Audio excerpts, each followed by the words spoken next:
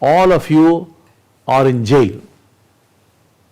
That you must understand very clearly. And what is the jail called? The mind.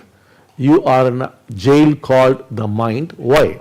Because you cannot experience anything. Just like a man in jail, can he experience the outside world? Nothing. He can't experience. He can't breathe the fresh air outside, can see the light outside, nothing. That is your condition. For example, you cannot experience a glass of water. No. You are thinking, no. The moment you start drinking, you say, okay, I am thirsty, or you say, this is a mineral water, or that Kinley, or a Coca-Cola, whatever, some remark you will pass on that. Or you will think of the cricket commentary, what's happening in the IPL match, or what happened in the office, something will go on. Your mind will not allow you to experience that glass of water. Say your morning breakfast, your chapatis or whatever, your bread or whatever you eat, no, you're not enjoying it. You can't experience it because the mind will not allow you. You look at your wife's face, you can't experience your wife. All the images come rushing in. The thoughts come in, the mind comes in. She's already old. Not that she's older, because thoughts have come in, the freshness is gone, the experience is gone. You cannot experience your wife, you get soon bored, you start looking at other women or this or that, and vice versa, the same thing. You can't look at your own children, except through the mind. You can't see the beauty of your children. No, everything is destroyed. When you go to the roads, such lovely people are going, people are so beautiful, trees, cars, nothing you can experience. The mind will not allow you. So there's nothing you can actually experience, because your mind, once upon a time you experienced when you were little children, you have lost it. Now it's gone. You are prisoners of the mind. And the mind, I told you, is nothing but the past. The mind is a flow of thought. Thought is of yesterday, it is memory. And memory is a death. It is no life. It is no living quality. Whereas life is something which is living. It is the presence. It is the present. Thought cannot touch it. Thought is measurement. It measures things. The presence or the present is immeasurable. It cannot be measured. Thought can nowhere go near it. And therefore you are missing out in your life. And that is what is living. And therefore you are dead people. I am actually addressing dead people who think they are living. No, not at all. Maybe if you become awakened this evening, you are going to know what it is to live.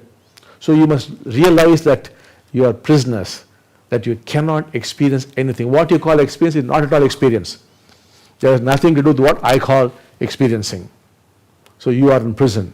And what is your life? It's a mediocre, meaningless, purposeless life. Artificial meaning, artificial purpose. The same mechanical life. Every day the same routine of getting up and all those things that you do in the morning, then the breakfast, maybe some slight changes to the breakfast, then going to office or university or this or that, some friends chatting, and then TV, cell phones, newspapers, the same rubbish goes on and on and on.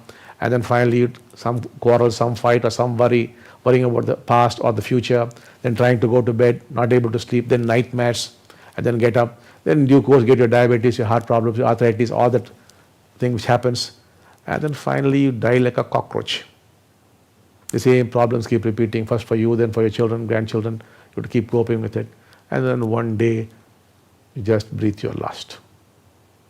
Either you have a stroke or something happens and you're gone. So life is so mediocre, and that too living all the time in prison. What is this life? And because you have no meaning, you ask questions like, is there a God? And if there's a God, who created God? If there's no God, how did this universe come into existence? What is the purpose of life? What's the meaning of life? So many fundamental questions and so many books and so many answers.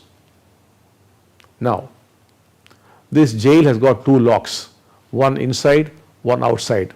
Once you develop the passion to get out of the jail, knowing it is the jail and life is mediocre, the inner lock opens up. Who would open the outer lock?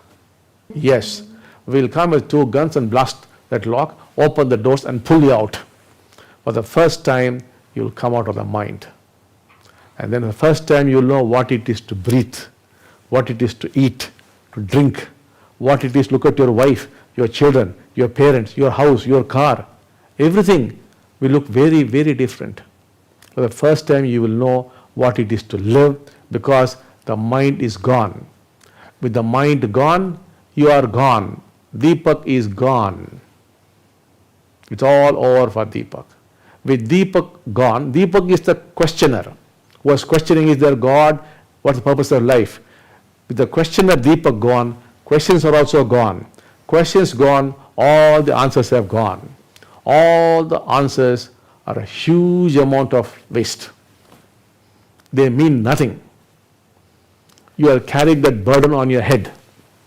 So this mind, which is a donkey, that is what you are carrying on your shoulders. When I look at you, what do I see? See a huge donkey, a complex donkey, which you are carrying on your shoulders, and the donkey's big head is resting on your small head, and you're walking like that. How pitiable your condition is. And the greater pity is you do not even know your condition is pitiable. That's your life. You're carrying the donkey. And so when you get awakened, you'll put down the donkey, and Deepak will jump onto the donkey. He will ride on the donkey. It's gone. For the first time, he will know what it is to live. And with that, he'll bundle up all the questions and the answers, all that he has read, and put it out. It's gone. Because now he's living now. If you're drinking mango juice, would you ask, how does it taste like? If you are living, would you ask questions like, what is life, purpose of life, meaning of life, what is God, who is God? All things are gone. You're living. And when you're living, it's all over. You're only witnessing life. It's all happening automatically. Everything is beautiful. You can play tennis very beautifully. You can do all everything is the same. Your job is the same, your business is the same, the house is the same, the wife is the same, the children are the same. But then they all look different because the mind is no more interfering.